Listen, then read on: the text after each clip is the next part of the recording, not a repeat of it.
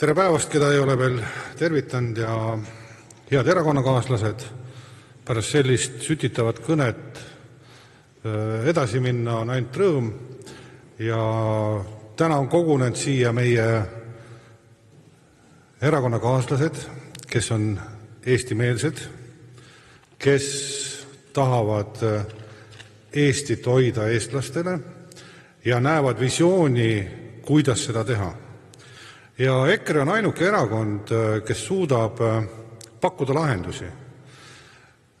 Võime mõelda küll, et Riigikogu võngutab sooja õhku, kuid ainukesed, kes suudavad välja tuua ka reaalseid mõtteid seal, see on EKRE.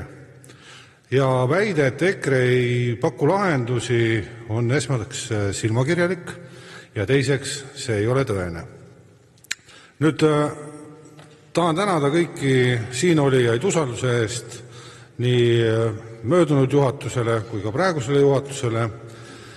Ja kui nüüd mõtleme, mis toimus aasta tagasi, natuke rohkem kui aasta tagasi, juunikuus, kus meil toimus nõndanimetatud pereheitmine ja mina seda enda jaoks nagu mõtestan selliselt, et paha veri sai välja lastud ja nüüd uue verega uueks peale tulev, uued liikmed, sellest aastast on meile 600 uut liiget tulnud, et uued liikmed suudavad meie mõtteid edasi viia ja EKRE-t tõsta veel kõrgemale.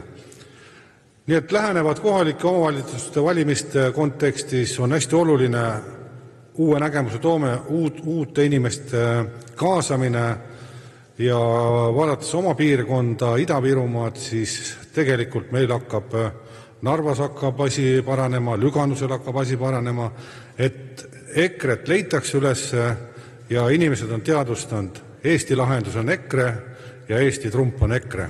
Aitäh!